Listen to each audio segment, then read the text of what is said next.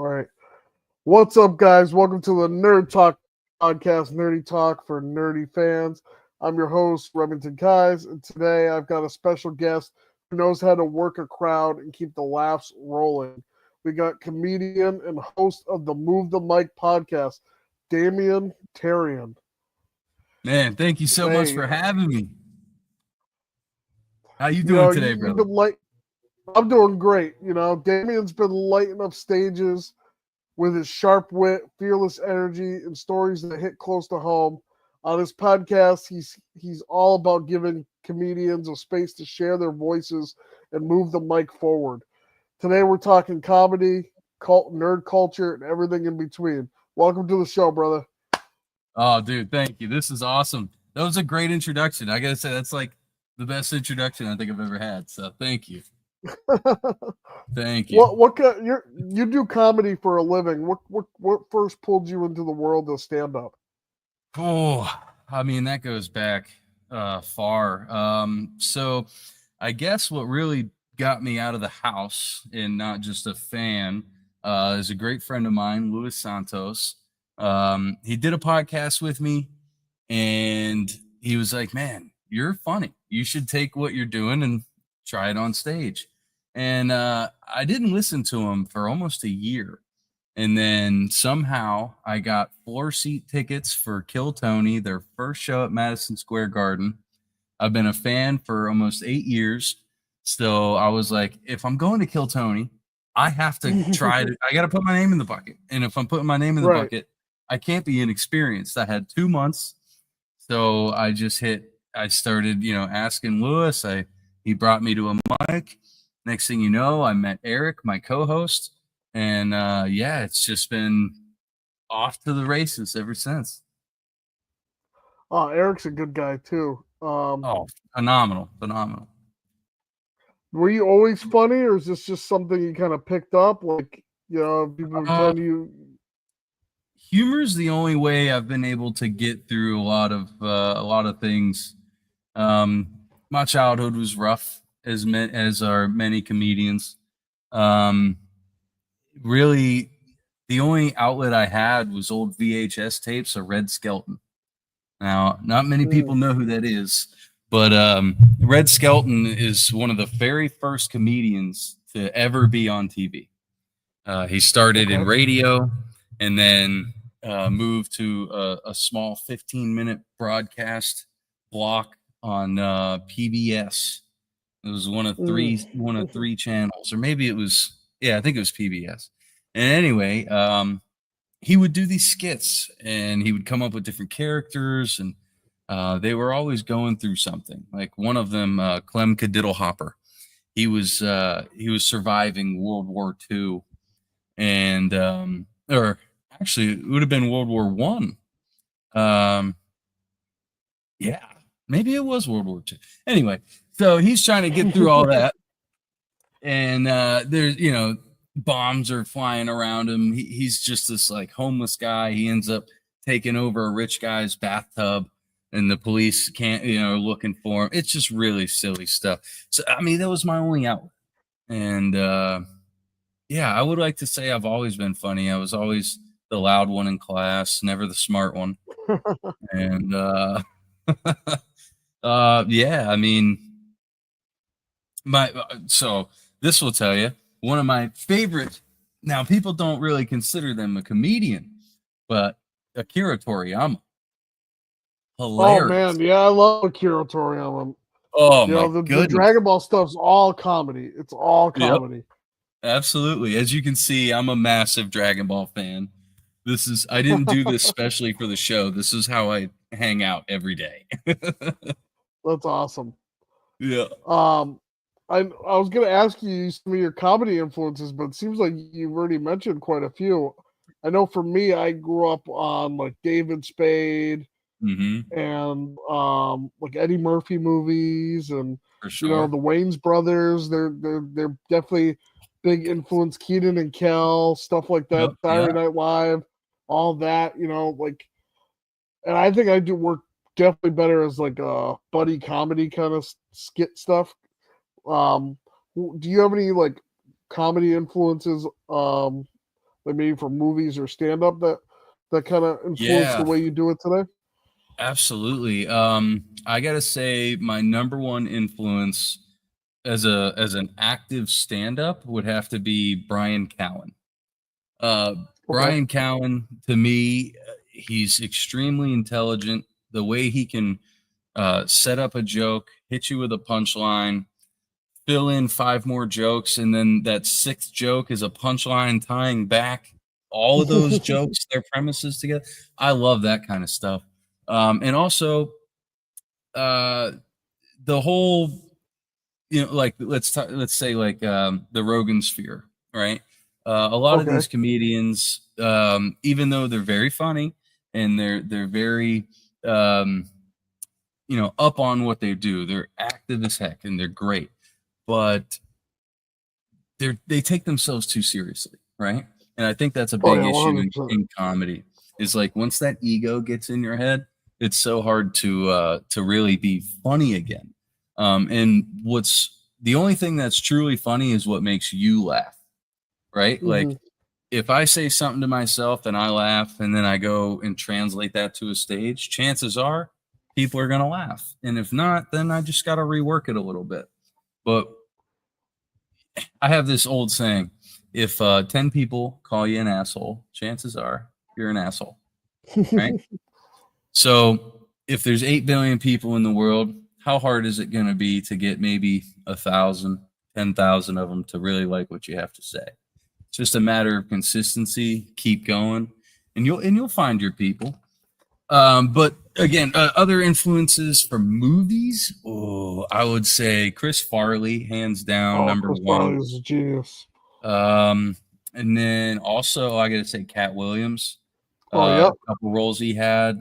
Oh my You goodness, know, I'll say phenomenal. this: my older brother, he's a state trooper. He got to like escort Cat Williams one time, and he Hmm. said that he was the nicest guy. He's like you wouldn't expect him to be like the nicest guy, but he's like he tried like paying us to like because we did such a good job escorting him.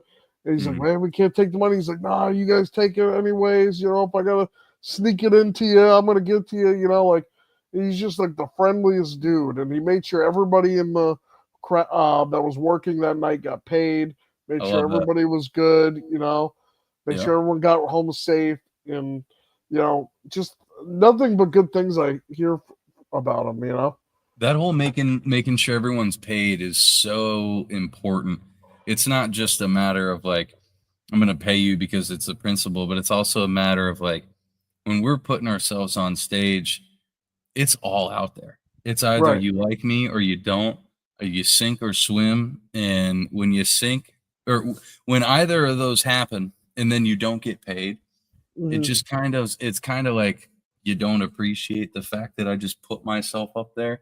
And I bring Right. this up, or I say this because in local comedy, there's no money in it. That's why on Move the Mic podcast, every time someone makes us laugh, we hand $100 bill because it simplifies what comedy really is lacking and what it really needs. Because yeah, like I said, it's tough to throw yourself out there for 20 bucks, to 50 Right. people who in local comedy, these are local people.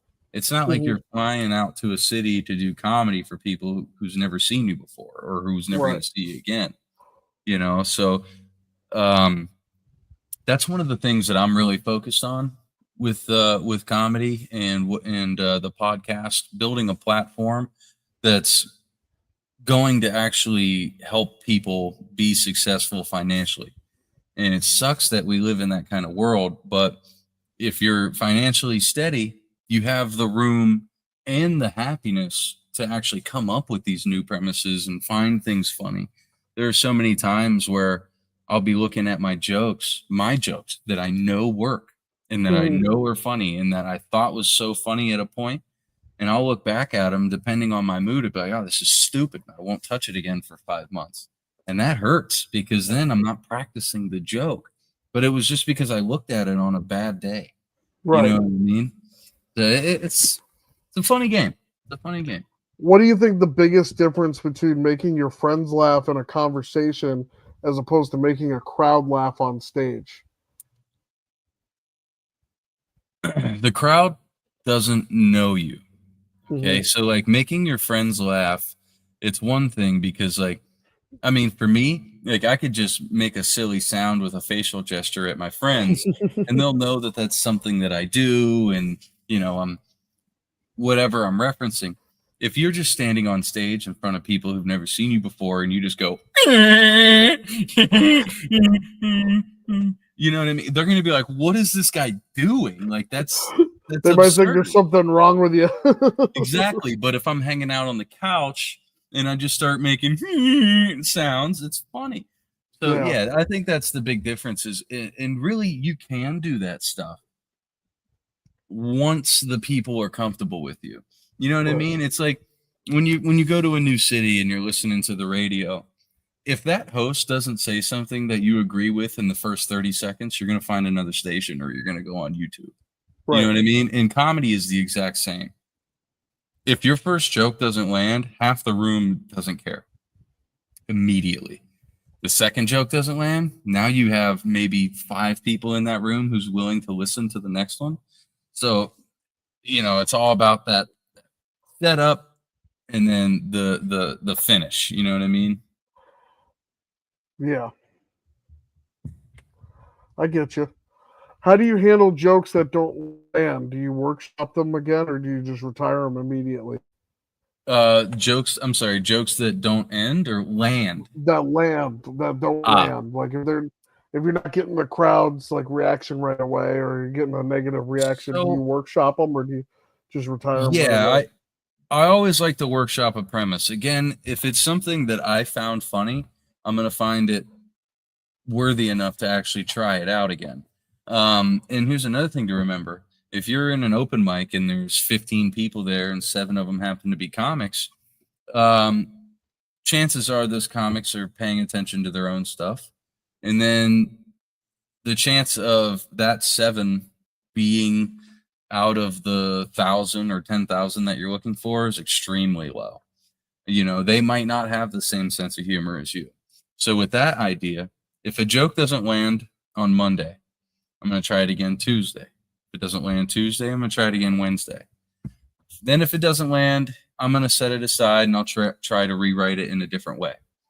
But you have to try it out with different sets of people. One thing that I felt guilty of and short from was when certain people would walk into the room, I would think, oh, that person's not going to find this funny. And then I would take it out of my set. I don't know what they're going to find Yeah. funny. It's just a vibe that I went off of. And Yeah. I had to realize, stop doing that, figure out your set and do it. Because no matter what, there's going to be somebody eventually, or it's just not funny. And by the third try, get rid of it. Right. So, what inspired you to start Move the Mic podcast originally? Okay, so to start Move the Mic podcast, I was introduced into the comedy scene. And about 3 weeks into meeting all the comedians in this area, I realized that we were in a truly special area for comedians. Now I know a lot of people say that, like, every city has its scene or whatever, but this area has people from all the other scenes who are oscillating in and out. We're in a highway. It's between New York, Boston, Hartford, Maine, Vermont. Everyone's got to come through here, and they do. So when I realized that, and then I also realized that there was no money in the area because it's a highway. It's not like a central location. I knew that I had to bring ice to it. I knew that I had to let people know, like, this is special. It's not just LA. It's not just Austin, Texas. It's not just New York and Boston. Like, there's other, you know what I mean? This is a hub. Right. There's so many good comedians, man. So many.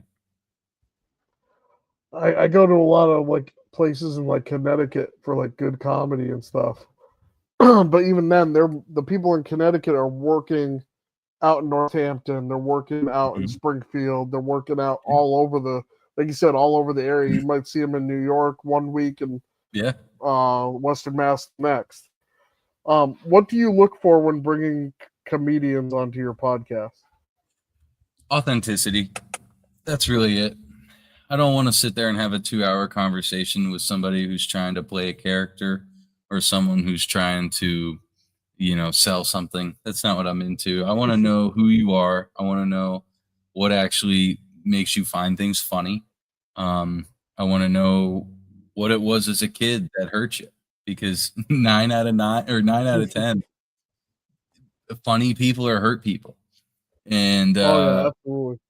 Yeah, and I was too. And I think when two people can, when two people share the love of comedy, it becomes a little easier to talk about the things that society doesn't really let us talk about.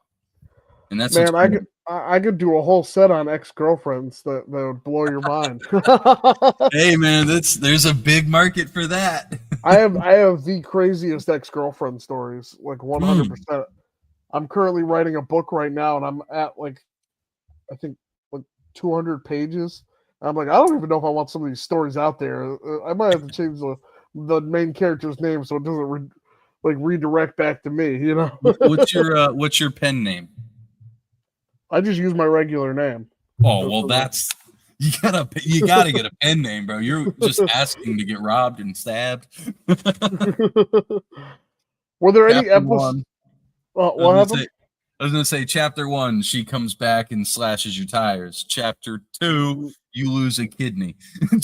Man, 3, I got some crazy stories, and maybe some stuff I can tell you off air. Like, man, I bet stuff that you like.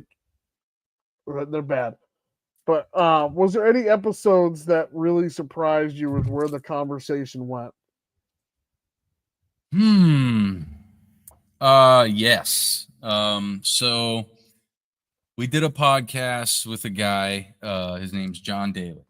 Now, he's not the famous golfer. No. But they happen to have the same name.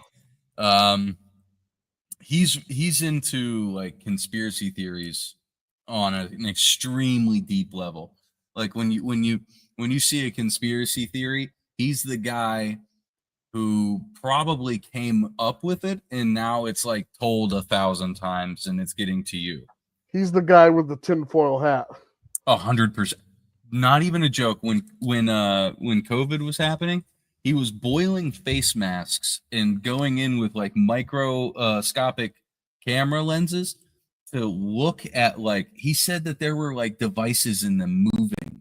Did you hear anything about those back in the day? I did not hear anything. I guarantee anybody watching this, you can Google it. It has to come up. Devices in face masks moving when boiled in water. And he's the one who discovered that shit. That's crazy. Like, who thinks to boil a face mask? Oh, 2020 was insane. But yeah, he was really, you got to just watch the episode. So we don't edit and take out anything, right? Yeah. Until that episode. Because there was just some stuff that I were like, I don't want the government coming after me after this. Yeah, that, and I also didn't want like the entire nation of Israel coming after him. Well, you got to watch out because you never know who's watching. I had beef with some YouTuber that's like a really big YouTuber. Really? And like one of the guys that was harassing me from it was some kind of FBI agent or something.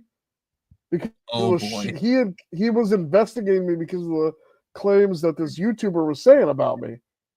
And it's like you just got to watch out who's saying what and who you really, getting in beef with, because you never know who's watching. It's funny you say that. So recently there was an event that occurred. Now I can't go too deep into this event, but what I can say is that phone calls were made to my local police department and also a very close friend of the podcast. He may or may not be a made man. Police were called to his house along with CPS, and it was, messed up, right? It was somebody trolling us, because of something he said on our podcast. Well, silly goose, this guy doesn't know how tracking IP addresses work. Yeah. And he doesn't realize that I've got some friends in some high places in town. Mm-hmm.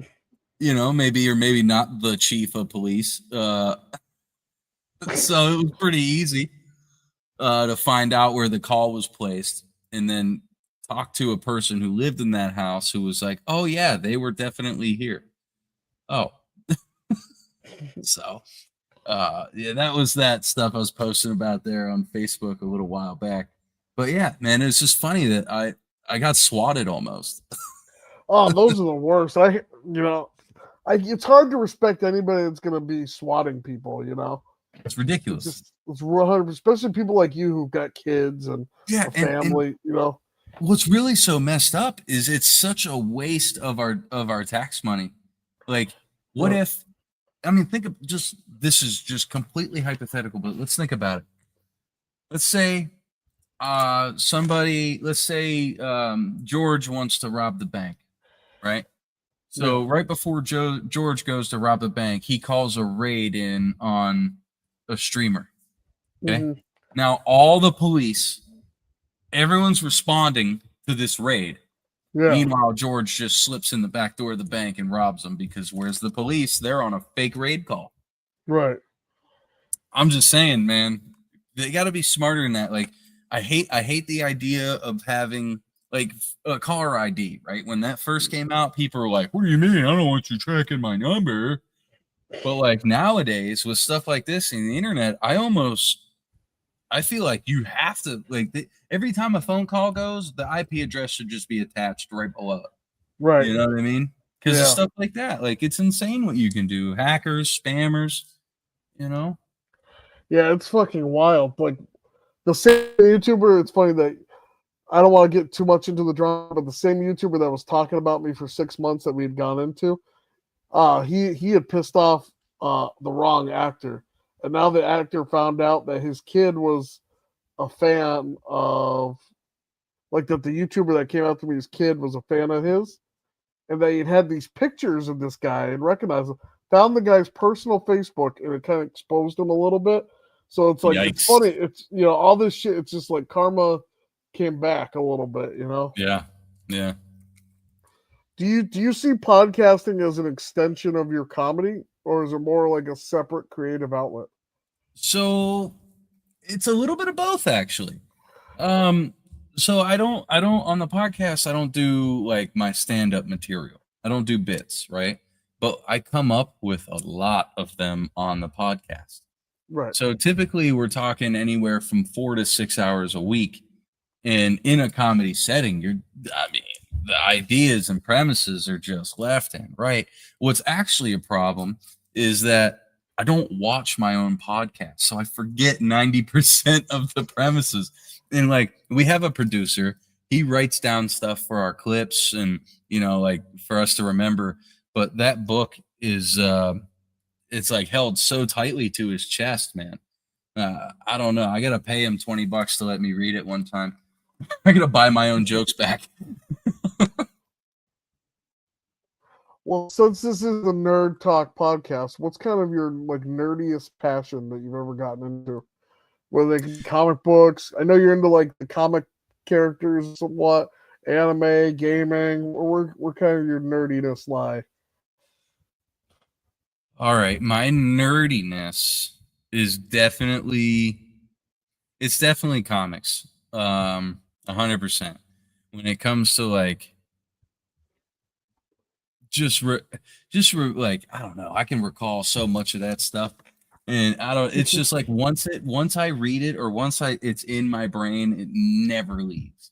You know what I mean? Yeah. I just love it. Anything from like Jim Starlin. I mean, I could go on, but yeah, he's definitely my favorite writer. Do you ever find your nerd culture bleeding into your comedy sets at all? Yeah. Yep. So another thing I'm really nerdy about is history, right? Oh, yeah. And yeah. There's a lot of fallacies in history. Okay. Like, Mm-hmm. did you know that Adolf Hitler's original last name was Schicklgruber? I didn't know that. Schicklgruber. Would you go ahead and say it? Schickel Gruber. I don't know. But I can't say it as good as you do. it feels weird, right? It's like one of Yeah. those funky names. Could you imagine if we lived in like a MCU alternate reality where, like, I'm telling you, we would have flying roads. We would like the swastika would have been an all-inclusive plus sign. Oh my god. Would have been the new symbol for LGBTQ. Yeah, exactly, 100%. But yeah, so like right there, what I did was I took a little bit of history, a little bit of MCU or Marvel, I blended it together. It was literally like I must have been sitting there. I think I was watching Doctor Strange in the Multiverse of Madness, Yep. and Eric texted me. He's like, "Dude, you won't believe what I just found out." I'm like, "What?" He goes, "Did you know Adolf's last name was Schicklgruber?" And I was like, "Dude, that's impossible." So I looked it up, and I was just like, "Imagine that!" Like, you know what I mean? So yeah, it just clicked. And I know he wanted to go to art school or something, or it was some kind of like big into art. Could you imagine Like his he comics? right. I I always imagined watching as a kid, like what would have happened if he actually got into art school instead of trying to rule the world. Like it would have been a whole different What thing. if he was more influential if he was an artist? You know what I mean? Like, what Right. if he overcame, like, imagine you got Picasso, Michelangelo, Adolf Schicklgruber.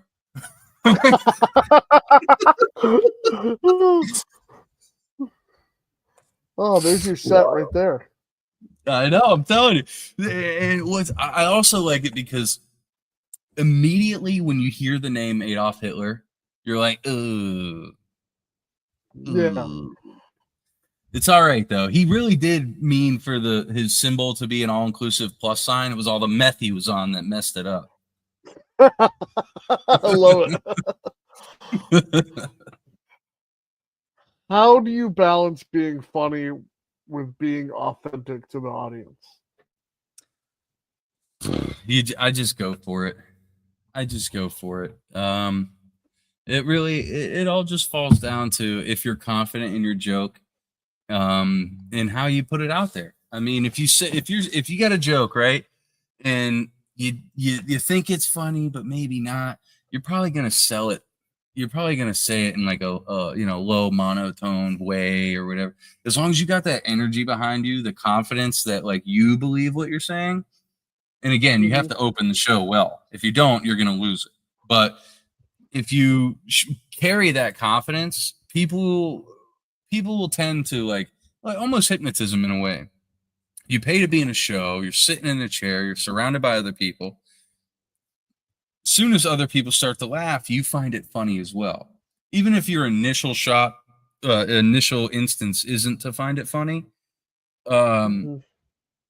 yeah, I mean, I think being yourself is the most important key. Nobody wants to see themselves on stage, or else they would be on stage. Nobody wants to, think about the stuff that makes them laugh unless they're paying to go to a show. You know what I mean? So that's that Mhm. place for it. Now, like open mics are totally different because people are really just there because somebody either brought them or because they're trying to work out their own stuff. That's the true marker, I think, of if your stuff is going to work. Because when you can get somebody who's reading their own joke to look up and laugh, you you owned their concentration, and that's Right. 90% of what comedy is distracting somebody's concentration.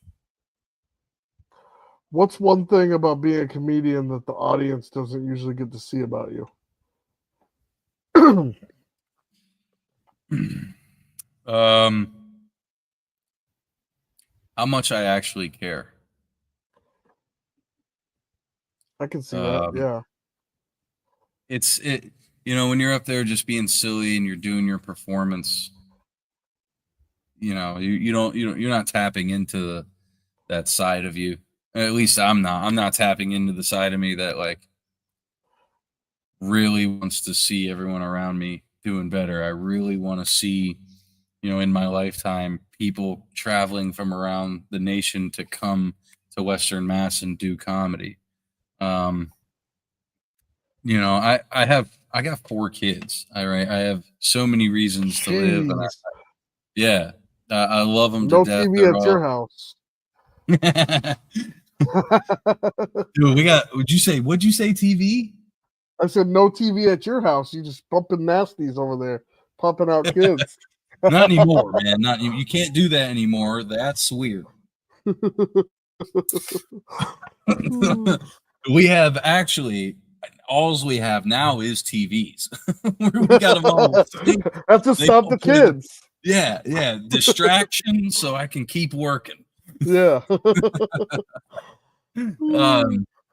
But yeah, man, I mean, I care a lot because like I said, I see a lot of people who are trying really hard. I think for me, man, like if you really want to make me emotional, show me somebody going for their dreams. Show me somebody who's talented and they're putting it all out there. I can't watch an episode of American Idol without crying. I can't do it. I can't. I literally can't. I have tried. I have been under influences. I've been with groups of people. I can't. I will cry. Smoked a tremendous amount of weed and it didn't work. It didn't work, man. Nope. I think fentanyl might work. That might work. What's your take on the comedy scene today? Are we in the golden age or are things a lot tougher now? Again, a bit of both. I think we are definitely in the most competitive time to ever be a comedian. And with the competition, obviously by proxy, means that it's the best, right? Everyone's trying to one up another. Everyone's trying to get their clip out, get their joke out. And with that, it has made it a lot harder. Because, all right, so let's talk the podcast, for instance. Every single day, 60,000 podcasts are uploaded to YouTube. What are the odds that someone's going to land on yours, right? Maybe there's 100 million daily YouTube users and 60,000 the number's just astronomical. To figure that out, it's a very small chance of somebody actually finding your stuff. It doesn't matter how great it is. So it's just a matter of like pumping it out there. And then hold on, what was your question? I'm always shocked when somebody comes and finds my podcast. It's like, how'd you discover this? Dude, it's such a great feeling, ain't it? The question was, are we in a golden age or are Yes. things tougher now? Thank you. Yes, I think it's both. Things are definitely tougher because we're in a golden age. When Carlin was doing it, there was maybe 100 comedians actually working. Mm-hmm. You know what I mean? Closer to his level. Rogan says it now. The top 250, right? There's maybe 250 super solid comedians. Which means only 4 comedians could be in a state. I don't know if you thought about that. Mm-hmm. You know what I mean? That's freaking, or 5. That'd be 50 state. Yeah, that's only 5 comedians a state. 5, yeah.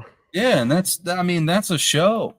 So theoretically, there's only enough great comedians to have a show in every state. You know what I mean? Right. It's not enough.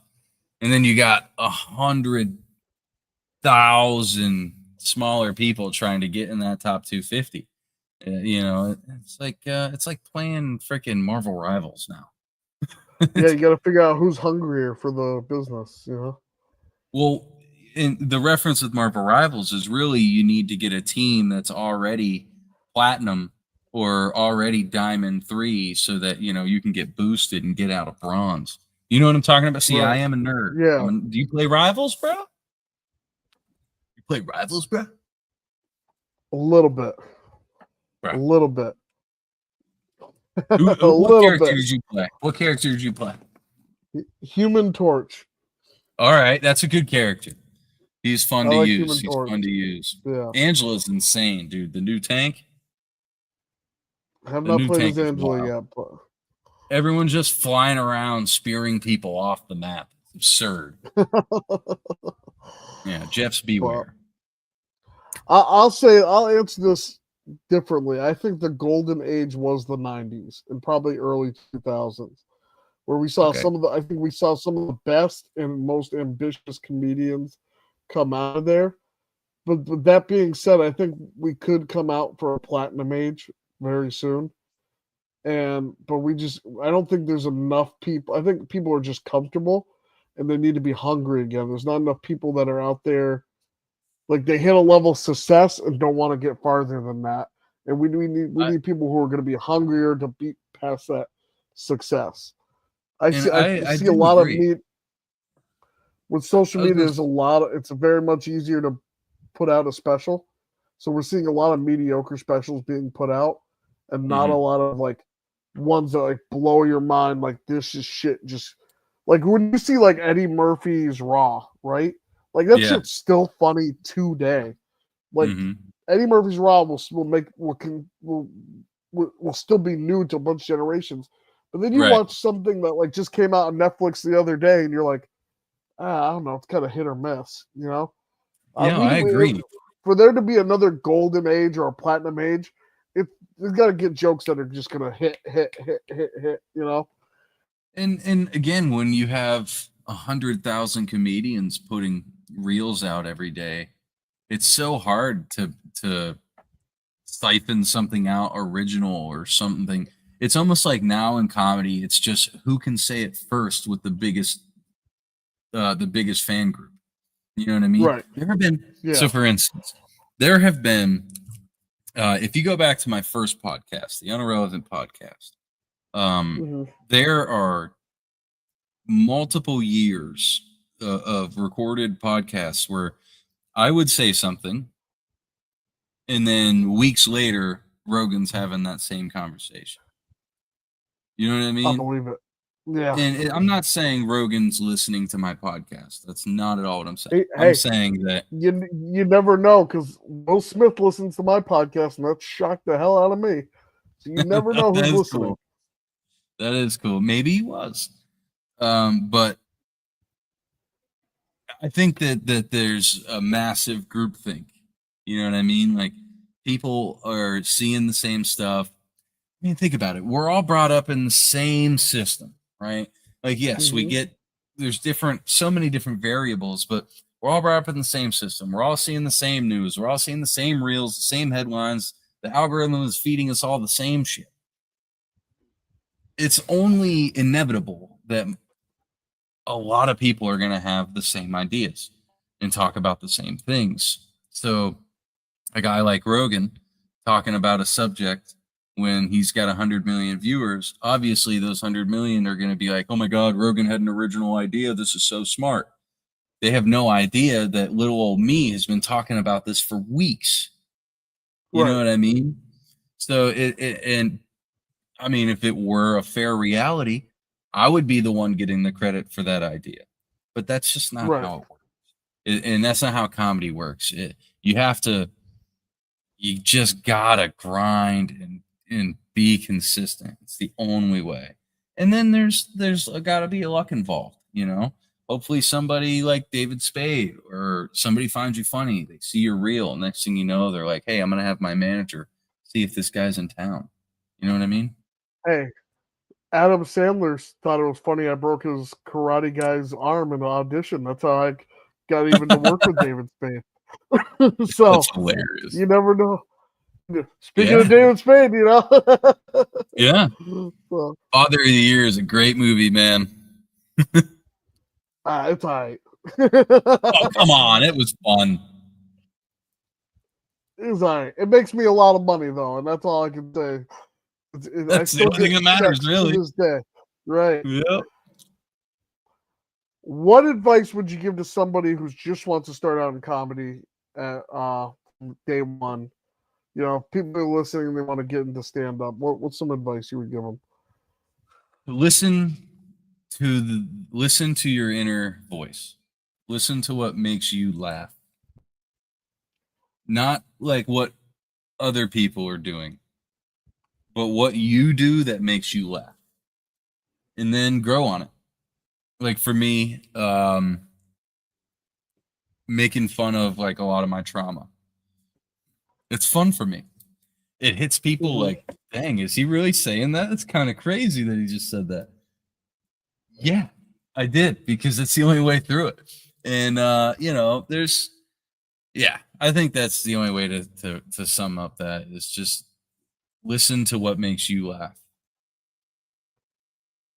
Well, thank you for coming on the Nerd Talk podcast. It's been an honor to have you on the show. I've been on your podcast before. I want the listeners to check that episode out too. That'll be in the description. But I appreciate you coming on. Maybe next time we can get you on talking about some like nerdy topics and, you know, whatever kind of going on. So, you know, the show kind of goes back and forth, whether it's a news show or interview show, but I'm glad to have you on here. And, you know, it really made, this is our new season for the year's opener. So you'll be the first episode that came out for this season. So I'm blessed, man. Thank you so much, Remy, dude. This was a lot of fun.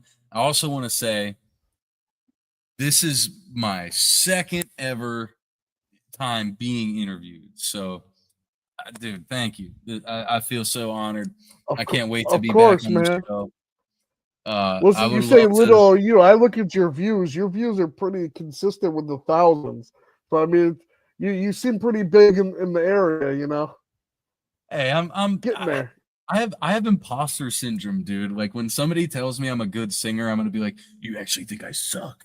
You know what I mean? Like that's what my brain tells me. I look in the mirror and I'm like, "Hate yourself." I'm kidding. Hey, just before you leave, shout out where the fans can find you. Social media, shout out the podcast. Let's get it. So yeah, social medias, the Instagram, it's just my name, exactly the way you see it right there. Facebook's the same. YouTube, Move the Mic Podcast. Spotify as well, Move the Mic Podcast. We have our own website, movethemic.com. And yeah, you know, stay tuned. Seriously, subscribe. If you guys haven't checked out Move the Mic, subscribe to his channel. You get a lot of great comedians out there. And, you know, you might be introduced to someone that's going to be a great one day. You know, he's got a lot of, like, great comedians on there. Like you said, you were saying, like, the conspiracy guy in there. And... yeah, I just hope if he gets famous, I just hope that it's for a decent reason. All right, man. Thank you so much, man. I've been your host, Remington Kai, signing out, and we'll see you next week for the Nerd Talk podcast.